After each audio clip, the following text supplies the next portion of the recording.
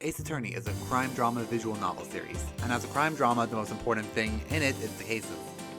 With 4 or 5 or sometimes even more cases existing in each game, and seeing countdowns that have some sort of mini resurgence, I thought it would be fun to count down my top 10 favorite Ace Attorney cases. Now before I start, I do want to clear some things up. Some games have cases that start in one chapter and then continue on in the next chapter. Those cases will be counted as one individual case.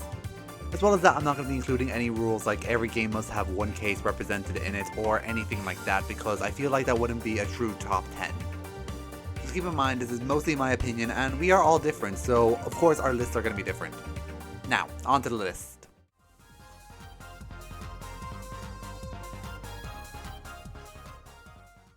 Ace Attorney Investigations is a very different game from the rest of the series. Firstly, you play as Miles Edgeworth instead of one of the defense lawyers. You also walk around a crime scene instead of just examining it from one specific angle. As well as that, the cases are super duper mega ultra long. But despite that, one of them ended up on this list. Turnabout Reminisce is the 4th case in Ace Attorney Investigations. In this case, you go back to the past and see what Miles Edgeworth's first case was after his real first case in Turnabout Beginnings was cancelled. Then you reach the end and, yeah, who's gonna tell Manfred? Because of that, a new prosecutor needs to be assigned to the case, and Manfred gave the case to Edgeworth. Both defendant and prosecutor wind up dead in the defendant's lobby, and Franziska, being jealous of Edgeworth's seniority, wants to prove she's capable despite the obvious age gap. So they held a contest to decide who can solve the case first. In the end, Castillo Yu is the killer and gets away. So in reality, what is the point of this case? Well, it's to build her up as the main killer of Case 5, because after this she does turn out and is the killer for Turnabout Ablaze. So why is this case showing up instead of Turnabout Ablaze? I admit the first part of Turnabout Ablaze is pretty good and a fitting end, but then they tried to shove a second murder in Turnabout Ablaze and it just really did not need to be there to make a new unstoppable villain, and it just ruins the entire case. As well as that case goes on for hours. And like there's a whole hour just on the second murder that did not need to be there. And the whole point is that you can't arrest me because we're technically not on American soil and so on and so forth. Also, for people who play that case, extraterritorial rights. Enjoy the PTSD. So why do I like this case more? Well, basically every time you go to the past in Ace Attorney, it's been consistently good. You see how Franziska and Edgeworth both met Gumshoe and Kay. The dynamic between Edgeworth and Franziska is pretty entertaining to watch. As well as that, the double murder didn't feel forced because it happens literally at the same time instead of in Turnabout Ablaze. Everyone in this case is entertaining, which I can't say about most of the other cases in this game. Hence why I'm putting this at the bottom of the list, because this case is much of a nothing case because there isn't much payoff until Turnabout Ablaze, which loses all the charm after you go to solve the second murder. So that's why this is at the bottom of the list.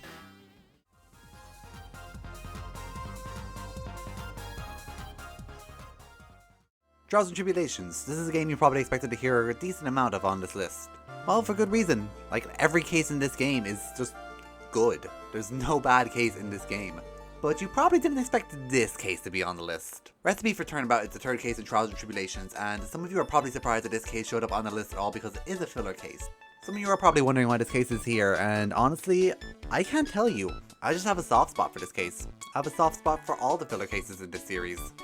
The defendant for this case is the same defendant as in the Forgotten Turnabout, the first case of Justice for All. They're defending Maggie Bird again because she's just not allowed to be happy. The claim is that Maggie poisoned someone in the front restaurant she works at.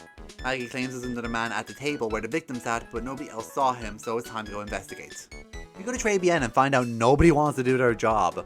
Mood. So you come back later and then get to meet the restaurant owner. Hello. This is Jan Armstrong, and I don't know how to refer to them because, Jan calls themselves a woman, but literally everyone else in the case refers to Jan as a man, so I don't know what to do here. He continues to confirm the same story as everyone else, and so do all the witnesses from the original case, which end up coming back for this case. Firstly, this case just has some fucking funny moments. Some notable ones is because Mai gets hired by the restaurant and she isn't even looking for a job.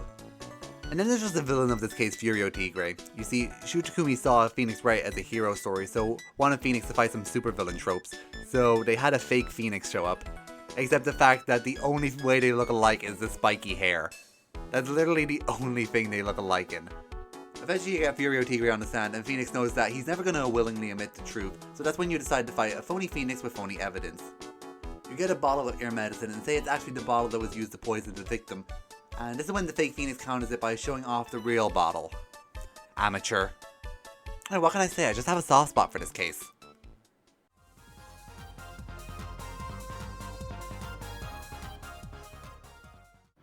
Apollo Justice is a pretty different game from the trilogy that came before it.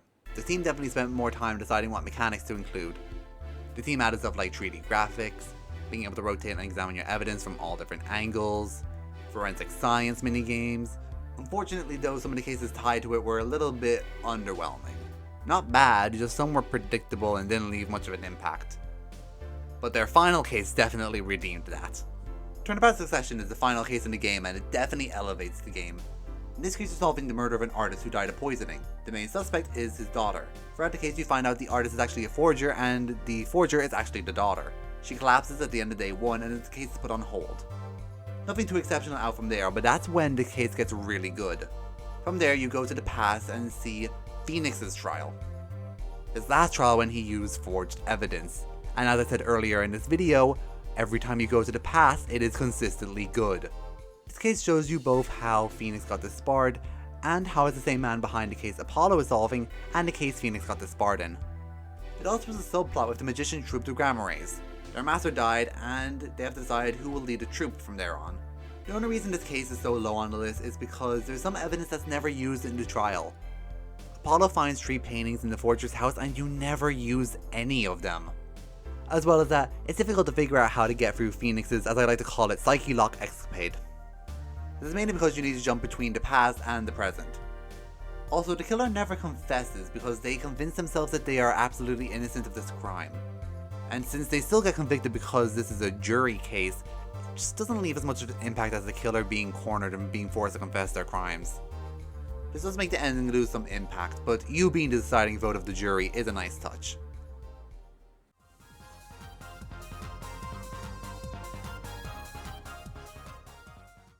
So I debated for a good while where to put both this case and the next case I'm going to talk about after this. When I started writing about the cases, it became clear to me which should go where. So without further ado, Spirit of Justice is the latest main series game and in my opinion a good succession to Dual Destinies, the game before it. Turnabout Revolution is the final case of Spirits of Justice, and for a final case it's pretty good, hence why it's on this list. I mean, hello, you clicked on the video yourself, you know this is a top 10 cases video. But I'll explain why it's in the lower half. The case starts in the USA where you play as Apollo. The premise of this case is that the leader of the rebel group, the Defiant Dragons, is now in the USA. You learn in the case tree that he is both the father of the prosecutor of this game, Nayuta Sadmadi, and also Apollo, because he grew up in the kingdom of Kurain. You ask him how he got here since he's a rebel, but he plays it off his teleporting magic, I play it off his bullshit. But he had the Founder Orb in his possession and sent it to an American archaeologist, Dr. Archie Buff, to see if it's the real Founder's Orb. We go to get the orb, only to find out that he was killed that night. How convenient. That's not our only roadblock. A politician named Paul Attition claims it's a family heirloom. The bickering gets us nowhere, and since Phoenix is back in the USA, he takes up Paul Attition's defense. We take this to court with the first civil case in the series. Now believe it or not, but since this is the 4th case we're talking about this video, you probably believe it. That's a prominent character and member of the Defiant Dragons is accused of killing Dr. Archie Buff, so we have to prove that both this is the Founder's Orb and a politician is guilty of killing Dr. Archie Buff. This victory is short-lived because Phoenix is being blackmailed into being politician's lawyer because Maya Fey is being held hostage in Kurain. So it's on to Kurain to save Maya, and yep, Dirk's accused of killing Inga, who was holding Maya hostage. We continue to play as Apollo to save Dirk, going up against the Queen of Kurain herself. Throughout this case, you learn many revelations about the royal family. Rafa isn't the queen's kid, the previous queen is still alive, and oh yeah, Dirk's been dead the past 3 days and was being channeled by Maya the whole time. So after mourning his death for like a minute because this case has already been going on for so many hours, you suddenly remember Dirk's creed to never yield. So since we can't beat the queen, we prove she's not the queen. So all the bullshit laws she's been writing throughout the trial are just completely worthless. So why is this case so low? Well, Athena doesn't do anything in day 2. Yeah, you use her Mood Matrix once in day 1, but the Mood Matrix is my favorite trial minigame. I would have loved to see it happen in day 2. I mean, yeah, Athena is Apollo's assistant, but you could change Athena for Trucy or Maya and literally nothing would change. As well as that, this case drags on and on and on and on and on and on and on and on and on and on and on. Yeah, this case takes forever. I get it, it's the last case. There's a ton of exposition that needs to be dropped. but this case takes over 10 hours. Case 4 and 5 from Dual Destinies put together doesn't even take that long. As well as that, we also play as Phoenix for a bit, but even he doesn't get that much of a spotlight. I mean, yeah, it's Apollo's case. Apollo's the real protagonist of this game. But, like, Phoenix's content was apparently cut. We see in the trailer him psyche locking someone that he doesn't even psyche lock in the final game, and you can easily tell where that psyche lock was supposed to happen. Either way, this is still a good case, but it's not a good 10-hour long case.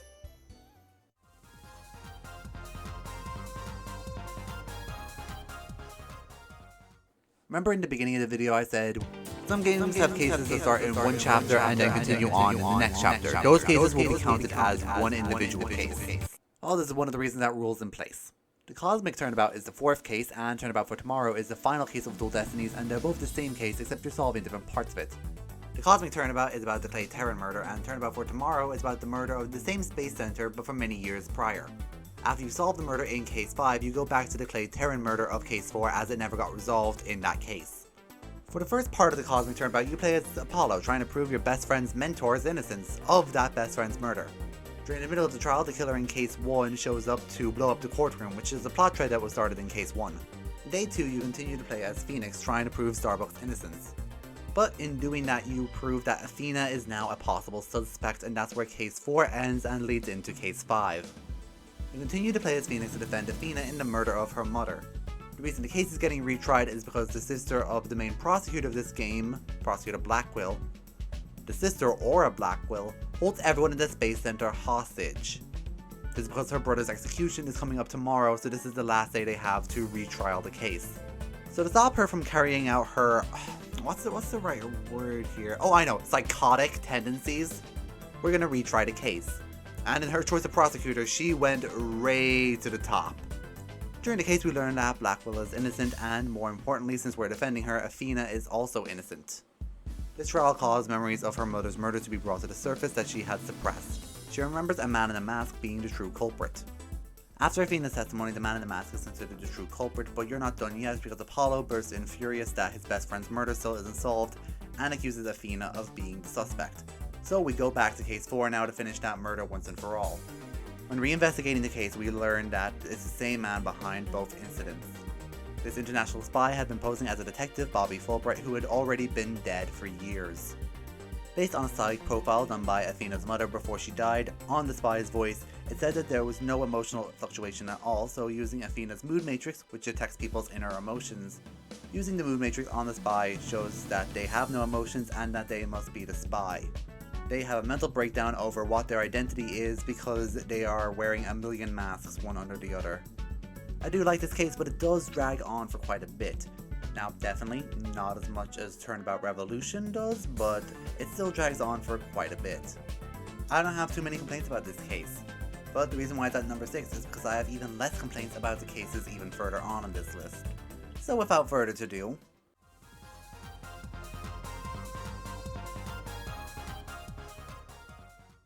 to open up this case, I think this meme of me in a suit should suffice. For All My Turnabout is the 4th case of Justice for All, and it starts with a live-action superhero show. Alright, now you're speaking my language. Cool heroes, awesome suits, Spider-Man getting a public apology for being called a menace. But we're not able to see any of that because we're too busy babysitting the child and this slightly more mature child. The Nickel Samurai, who is the successor to Maya's favorite action hero, the Steel Samurai, is holding a press conference. The press conference is cancelled because there was a murder. Who would have thought? The victim is the Jammin Ninja. He is the Steel Samurai's main competition in TV viewership. It isn't just a character, this rivalry also extends to the actors playing the characters. This leads to the Steel Samurai actor, Matt on Guard, being the main suspect in the murder. Before you can start investigating, Maya gets a call to the main desk and the waiter escorts her back to the hotel main desk. Assuming it's someone from her village, Maya goes to take the call. She gets kidnapped as that was a fake waiter. The waiter gives us a telegram and tells us that she won't be released until we get Matt on Guard a not guilty verdict. There's evidence found in Matt on Guard's costume, like a blood-stained button from the victim's costume. In addition to that, about 10 minutes before the body was discovered, the security lady saw Matt on Guard enter the victim's room. On investigating Matt on Guard's room, we saw Adrienne Andrews, his manager.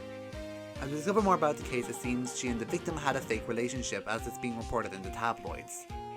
When you go to the Criminal Affairs Department, you learn that her mentor was also Juan Corrida's manager, but she committed suicide a few years ago. In the trial, we learned the victim actually died of strangulation because of the bandana that was part of his superhero costume. The knife found stabbed in the victim was property of the hotel, so this wasn't a planned murder weapon. There should have been 2 knives in Matt Engarde's room as 2 people ate in his room last night, but there was only 1, meaning the knife came from that room. When the security lady Miss Oldbag takes the stand, we learn that she actually saw someone in Matt's costume go towards the victim's room, not exactly Matt himself. We see in a photo taken by a reporter that was there that the person wearing the costume is way too short for the costume. The pants are way too long for the person wearing it, assuming it's not the actual actor under the costume. It comes out that Adrienne Andrews was the person underneath the costume. After cross-examining her a few times, it comes to light that Juan Corrida, the actor of the Jammin' Ninja, is the one who arranged a press conference for the Nickel Samurai, with help of Adrienne Andrews, his new manager, to confess a secret and ruin his reputation. She admits that when she entered the room, she thought the actor was sleeping, so she resumed the plan like normal, only noticing after that he died. If you don't know what this means she admitted to tampering with the crime scene. Throughout the next day's investigation, the main suspect keeps flip-flopping between Andrews and Engarde. You confront Engarde and the big reveal happens. He hired an assassin to kill Juan Corrida, as well as that assassin was the waiter. So an assassin is the one currently holding Maya hostage and will kill her if Engarde does not get a not guilty verdict. So you know he's guilty, but you can't convict him. Francisca bursts in the last possible seconds to deliver some vital evidence. The police found the killer's hideout and stormed it. He tried to come back to get a piece of evidence. The evidence was a videotape, but the police managed to get it in the end. This tape was of a secret camera that Matt Engarde placed in the victim's room. He recorded this so he could blackmail the assassin if things didn't go as planned. After the killer learns that Matt Engarde is planning to blackmail him, he cancels the contract with Matt and is now targeting him. Matt Engarde knows the only place he will be safe from the assassin is in a prison cell, so starts to plead guilty. Maya is freed, justice is served correctly, and another case duly solved. I'm sure you can tell this case is phenomenal. The constant back and forth of the whodunit plotline is so entertaining. You get gripped because it changes every 5 minutes. As well as that, once you find out Matt Engarde is guilty, it's still not over because you know you can't let him win, but at the same time, if he doesn't win, Maya's going to die. As well as that, Edgeworth is brought back to prosecute this case because Francisca gets injured in the investigation. And it's not just Edgeworth, everyone other than Engarde, Adrienne Andrews, and Corrida is actually a returning character, and it's great to see them come back in this final case. What cases could beat this? Well, let's start talking about entry number 4 on this list and we'll find out.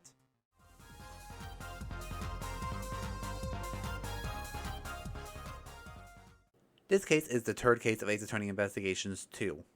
The reason why this case is so good is because it's half set in the past, and if you remember what I told you about cases set in the past earlier in this video, it's that it's consistently good. And it turns out this is the best example of that. As I mentioned, this case starts up in the past. We play as Edgeworth's father, Gregory Edgeworth.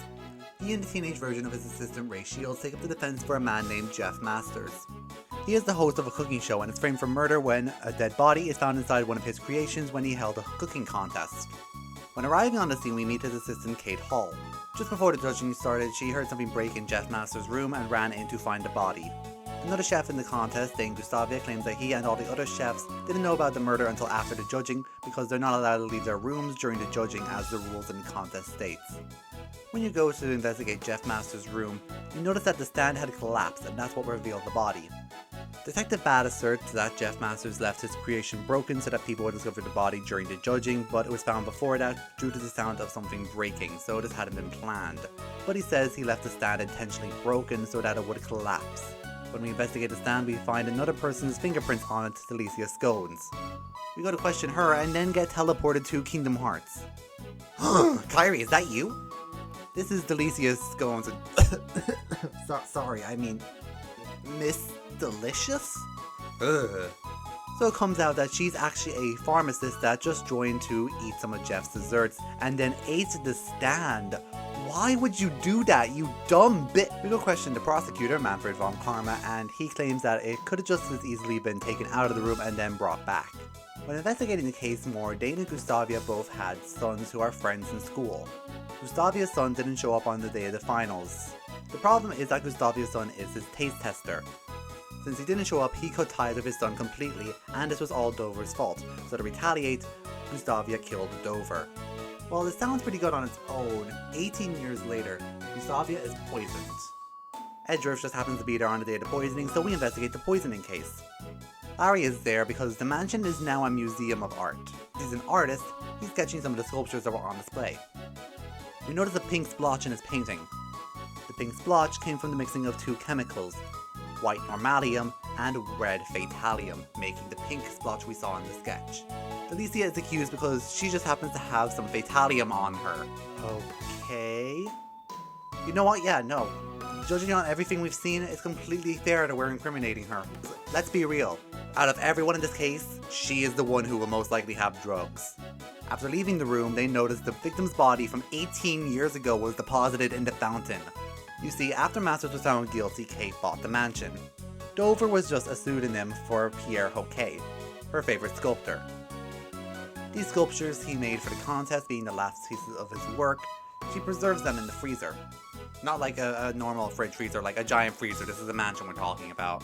18 years later, she plans to put them on display, and then realizes the body is hidden inside the statue. She knows that if she advertises the statue's going on display, the real killer will come back. This is when she sets the poison trap.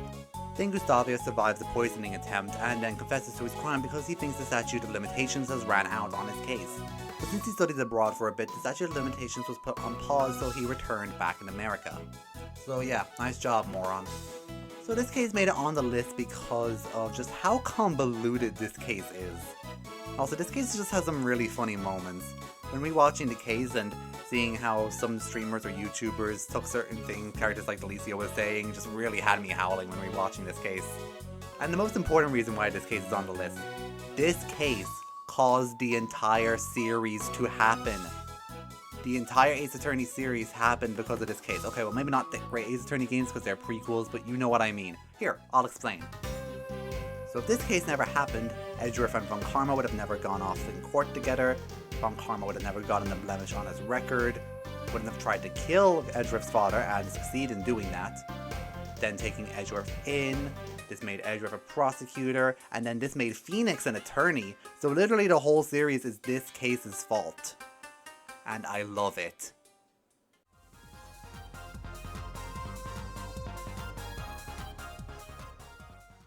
So, this whole science thing, has it gone too far?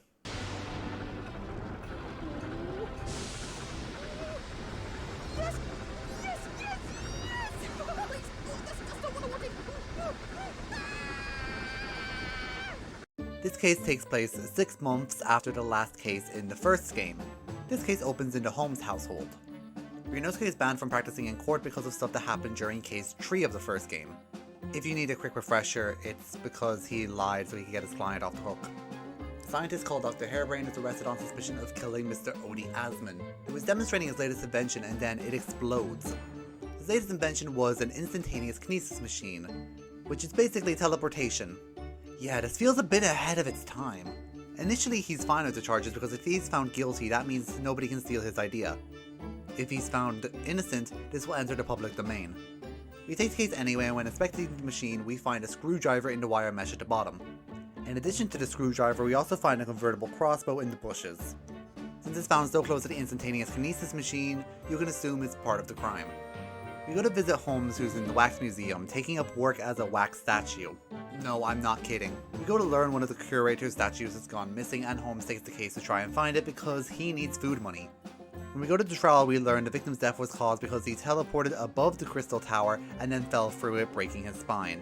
There's also a stab wound in his chest from the screwdriver. When we cross-examine the witnesses, we learn that there's an extra hot air balloon in the air than we originally thought. One of the witnesses, who was in a hot air balloon, has photo evidence one of them was shot with an arrow that was on fire. And if you know anything about hot air balloons, it's that them and fire don't mix well. As the trial goes on, the gravity of the claims against Professor Hairbrain are actually made clear to him. Under the pressure, he confesses that he never actually built the machine, he just designed it. He handled the actual engineering of the machine to a man named Enoch Drebber. This sends the jury into madness because Drebber is a man with a lot of controversy against him in both the magic and science community. Your next investigation is focused on finding Drebber. Based on past games in the series, I figured Drebber would be the big Case 5 villain because that's what games in the past have done. Trials and Tribulations did it, Professor Layton vs. Ace Attorney did it, Spirits of Justice did it. So you can imagine my surprise when I found out he was actually the villain for this case, Case 3. They could have just done the same thing again and I'm pretty sure all of us would have been fine. But they didn't do that and I love it. They subverted my expectations yet again. They also introduced Courtney Scythe, the coroner. My first thought was, I'm gonna enjoy seeing you in Case 5. But then, imagine my surprise when I found out she's relevant in this case. Yeah, she's relevant in Case 5 as well, but she's already in prison at that point, so we don't talk to her again. It was such a nice change of pace to just have my expectations subverted and actually have it be relevant to this case. Also, her theme is terrifying. It is amazing. At the end of the investigation you meet Drebber, and he is quite the character. He is literally half man, half robot, the theme even further amplified in his character theme, the link between man and science. He is devious, conniving, extremely intelligent and gifted scientist. You know it will be challenging to get any of your claims to stick to him. This brings us to the case the next day. We have everything we need to convict him, but the game makes you slowly figure everything out. I don't mean that as a bad thing, it's actually pretty good that you're solving the case one step at a time because it lets you see firsthand how complex this case is. This is one of the most complicated cases in the series, hands down. As we go, we learn he is a witness to another tragedy, the Professor incident. But that's a story for another day, wink wink.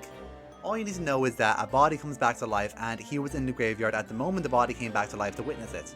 He went to the newspapers to sell his story, but nobody believed him except for the tabloids. One particular tabloid leaked his name. The author of that tabloid article was Odie Asman. Because of all the controversy around him because of the Professor incident, he lost his science scholarship. Since Asman ruined Drebber's life, he now has a motive to kill him.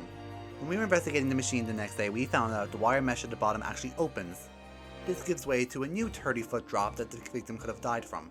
We also find out because of the Professor incident that he also has dirt on Courtney Scythe. Because of the dirt he has on her, he was able to manipulate her into doing everything he wanted. Because of the manipulation, she's literally faked every fact we know about this case. The Crystal Tower being the place the victim died wasn't true. His spine being fractured being the fatal injury wasn't true. This case is just so complex, there's so many twists and turns to it. This case makes you feel so smart for solving it. This case is genuinely engaging and a lot of people's favorite. If someone tells me this case is their favorite, I would completely understand why they think that. The reason I have it in third place is because I just have some small little nitpicks, nothing to ruin my overall enjoyment of the case, but to bring it down to third place for me. For example, there's a lot of times when I have a piece of evidence in my possession that would display my point even better than the evidence the game wants me to present, but they don't allow it. Yeah, a lot of games do this, but it's still annoying when it happens. As well as that, I feel like some important plot points are pretty hard to remember, like for example the money laundering they hint towards. But overall I love this case and it was definitely the start of the dramatic ending to the Great Ace Attorney duology.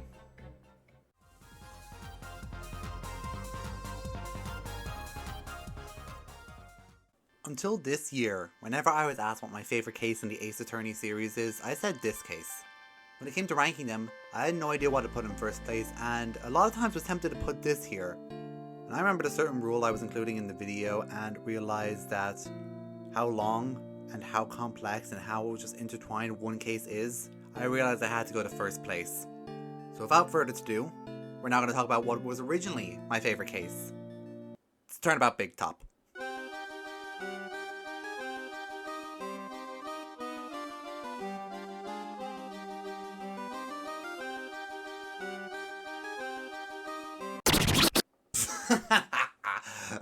I'm just kidding. Oh no, we're talking about Bridge to the Turnabout. Bridge to the Turnabout is the final case of Trials and Tribulations, and oh my gosh, what a case it is. The trilogy needed to go out with a bang, and oh boy did it go out with a bang. Keep in mind that Case 1 and Case 4 before this were already building up the main villain of this game, Dahlia Hawthorne. She's canonically killed 4 people and also attempted to kill Phoenix, but dumb luck saved him. So yeah, this woman is actually the devil. So with background knowledge out of the way, we can get into the actual case now. Maya's planning to take her training more seriously, so Pearl makes a reservation for her at the famous Hazakura Temple. The place we've actually been foreshadowing as early as Case 2. Because Maya is only 19, she needs an adult over 21 to accompany her. Originally he doesn't want to go because he hates the cold, and being a Gen Zer who's glued to his phone, and also hating the cold like Phoenix, going up to a cold mountain it literally sounds like the last thing I ever want to do. Also, side note, yeah, I know they have phone service up there in the mountains, but come on, you can clearly tell this was a 2000 game. We don't care about phone service anymore, we care about Wi-Fi nowadays.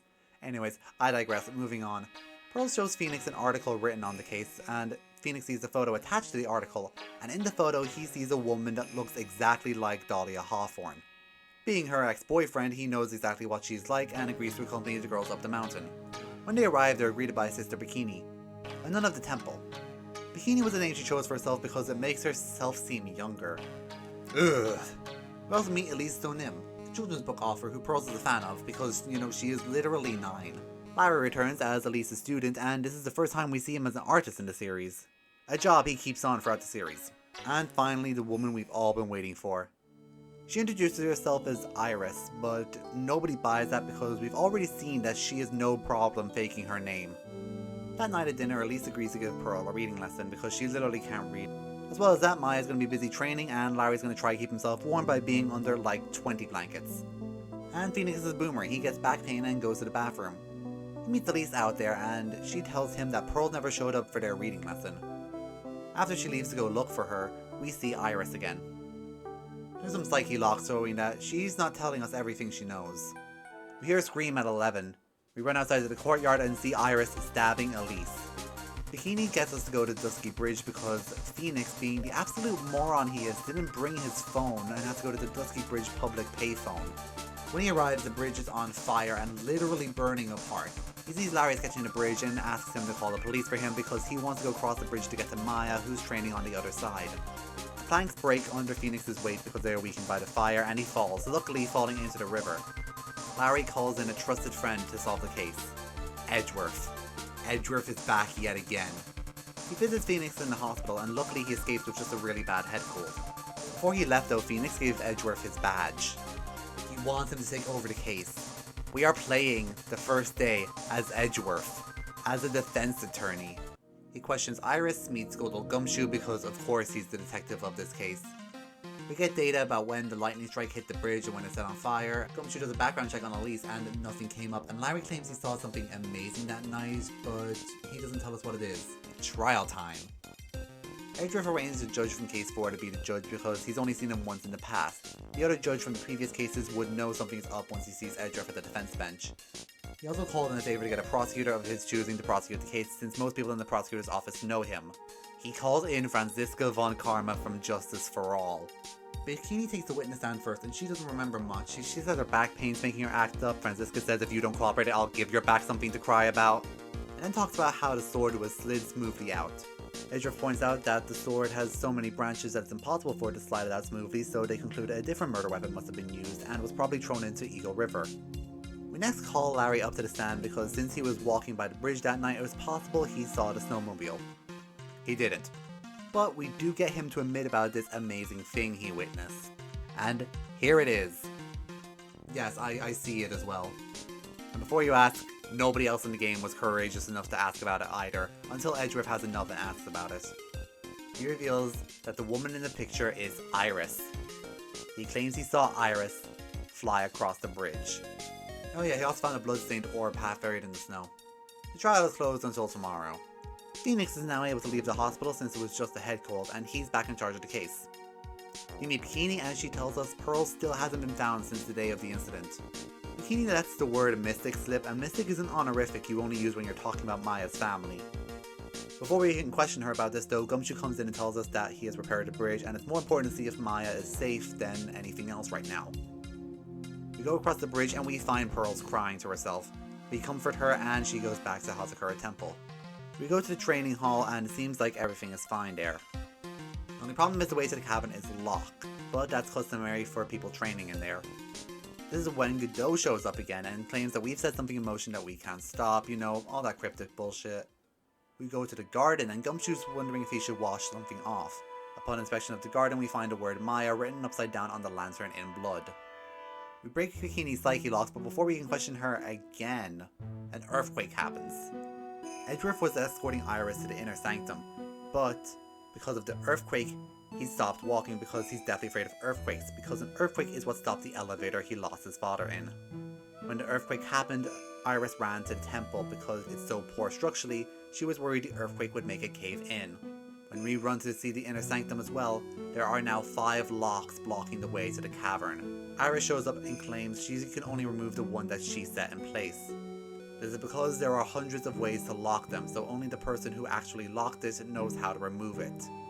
So she and Franziska, who volunteers to help us unlock some of the locks of her, stay back and have to try every physical combination until they get it right. We go back to Bikini to finish that conversation and the big twist drops. Elise was Maya's mother, Misty Faye, who had gone missing so many years ago. Iris is Pearl's stepsister. That means she's also Morgan Faye's daughter, but not just Iris. Iris's twin sister as well, Dahlia Hawthorne. We find a half-burnt letter in the incinerator. When we confront Pearls with it, she claims that it was from her mother. She told Pearls to summon the spirit of Dahlia Hawthorne when they go to Hazakura Temple because she met with Dahlia Hawthorne before they both were executed. She and Dahlia formed a plan to go to Hazakura Temple one day and then kill Maya so that Pearl could be the next master. This is where the investigation ends and the trial starts up again. After a couple of cross-examinations, we learn this is not Iris on the stand. This is her twin sister, Dahlia Hawthorne. Dahlia swapped places with Iris once she unlocked the initial lock in the inner sanctum. She recalls the moment of the murder until a sensation of pain is in her back. Afterwards, she wakes up inside the inner sanctum, locked in. This is because she was stabbed. She assumes by Maya, but that doesn't make sense with the way the blood splattered.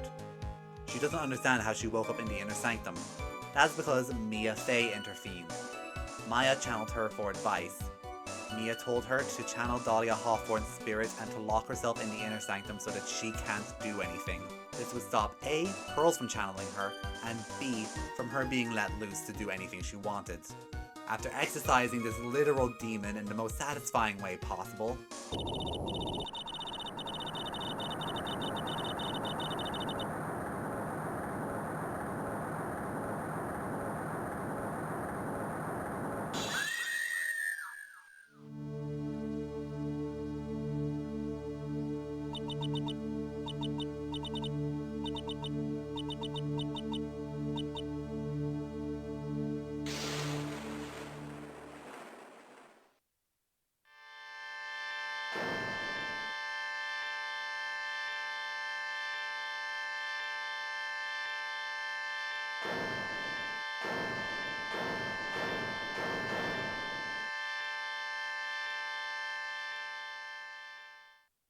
we find out Maya is perfectly safe, but now we have to solve the murder and Maya is the next witness.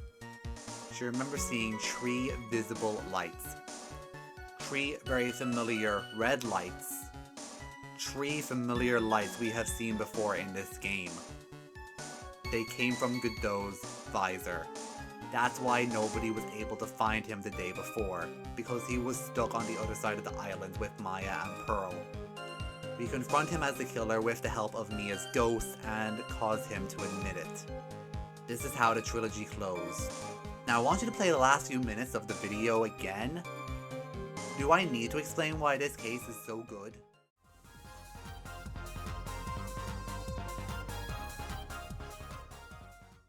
So, what in the world could top Bridge to the Turnabout? And originally, I was going to put Bridge to the Turnabout in the top slot, but once I thought it over again, I realized it had to be this case. Twisted Karma and His Last Blow is the 4th case, and the Resolve of Ryunosuke Naruhodo is the 5th case of the Great Ace Attorney Resolve. Alright guys, buckle up, we're going to be here a while. Professor Mikotoba and Judge Jigoku arrive from Japan. They're here to attend a Forensic Science Symposium, an event Great Britain is holding to promote the official use of forensic science in crime solving. You go back to the Holmes household where, did you put on makeup today? Holmes' new makeover is because he's trying to join the Red-Headed League, a league where if you're a redhead you get £4 a month. Holmes needs rent money. Apparently he already spent all the money the madam gave him for solving the wax figure mystery. But that's already covered because he has a new client, a woman looking for her husband. We go to check where he is employed, Barclay Prison. The prisoner governor tells us though that he has been fired for 10 years now. We go back home and... did you get a new outfit? Gina comes to us distressed because her mentor Gregson is dead and Van Zeeks is accused of killing him. We go to question Van Zeeks and he tells us that he was simply in the room as the gunshot went off. Yep, this is a great start. We go to see Strongheart and learn that Cosma, who is Naruhodo's best friend, and son of the Professor, London's most notorious serial killer, is going to be the prosecutor for this trial. With Cosma originally going to be a defense attorney, he knows all the tricks we're going to do during the trial. Van Zieks was investigating Gregson because he was involved in the Professor case, a case he lost his brother in. Meet the next set of witnesses: a gossip, a fireworks saleswoman, and a miserable existence. They claim they all heard the gunshot at the time of death.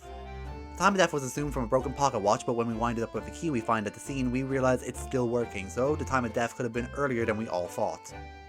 So we investigate the Red-Headed League, as that was Gregson's last known whereabouts, and we find out Gregson was never there at all. One of the marks around the neck of one of the Red-Headed League members is the same as the mark around Gossip's neck. We find out it's Daily Vigil, the woman's missing husband. He has been acting undercover for Gregson this entire time he was fired from the prison. We go back to investigating. We question Van Zieks again, and he says since the Reaper knew every single verdict that was handed down, it has to be someone involved in Scotland Yard. He also theorizes the Fresno Street apartment is where all the Reaper meetings were held. We go to see Susan's father again. This is because he is well acquainted with the assassin Gregson was dealing with. That's because she was the culprit and victim, respectively, of Case 1 of each game. We then start to investigate the Professor case because it's related. This is when we learn he originally wasn't allowed any pens and paper, but he got his hands on some and wrote a will and hid that. We go to see the coroner. This is because Gregson's time of death was left out of the autopsy report, and she tells us that she kept it out because of Mal Strongheart's request. We then ask to see Clint Van Zieks' brother, autopsy report. This is because we will be a vital clue since he was the last victim of the Professor. We find out it has been stolen. We go back to the crime scene and get jump scared. We go back home and...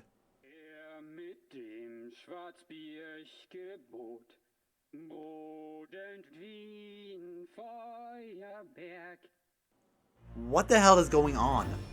Mikitoba is unconscious on the couch and Iris is staying quiet. She also tried to escape with the autopsy report because she believes her father is the one who wrote it. This is when the biggest twist of that case is revealed. Mikitoba is Sherlock Holmes' partner and has been helping him from across the sea. Case 5 starts at the next trial as soon as you open the case. This music is so much grander and epic for the final case. Also, Strongheart is the judge. Jean is the first witness and she found a notebook belonging to Gregson which details the Reaper's movements. Inside, they find a name: Sheshiro Jigoku. Judge Jigoku has been targeted by the Reaper. Jigoku still hasn't been seen. They recess for 30 minutes. If they haven't found him by then, they would have to assume the worst. They use a walkie-talkie Iris invented to call Holmes, who is on the steamship that Jigoku came in on. They have a dance deduction in his old room and find him hiding in his trunk. Trial is closed for tomorrow so they can get Jigoku in. Get Jigoku up to the stand, and I'm sorry that I'm cutting this part short, but this video is already 40 minutes long. This is like so much longer than I already wanted to make this video. You know what happens. We corner him, he confesses, and the trial continues again because of course we can't end the final case here. Cosma claims Van Zieks could still be the Reaper. We launch into the Professor case, and Strongheart's against continuing the trial because the original creator of Van Zieks' autopsy report is dead, but it turns out Mikitoba actually wrote it as he was assistant at the time. So we call Mikitoba up to the stand and... oh. Hello. The autopsy report claims that he has no other fatal injuries, but he swallowed this really sharp ring. I don't buy it. So yeah, it comes out that this was faked. We then go to talk about the prison break plan. So we call Prison Governor Barry Caden and Daily Vigil up to the stand. We find out that the prison fakes a will. The real will was found in a hilt in Cosma's sword. When it looks like we're cornered, it comes out that this court and all the proceedings was secretly being telegraphed to the Queen. Yes, her. She removes all power Strongheart had and sentenced him to a court proceeding where a real jury will be present instead of a closed court so that a real jury will actually get him convicted. How can you top secretly telegraphing a case to the Queen? Come on, we took down the man who was secretly getting all crime into England. Alright, thank you guys for staying tuned to this video. It is so long. I'm so sorry. I did not mean to make it this long, but Ace Attorney is so much story. I couldn't just... it had to be this long. I am so sorry. But if you want to see more top 10s, let me know. I would be really down to make one. This has been a lot of fun to rank and write. Make sure to follow me on Twitter. Subscribe to the channel. Share this around. Please do all the things. You know what to do by now. And I will see you all in the next video. Peace out.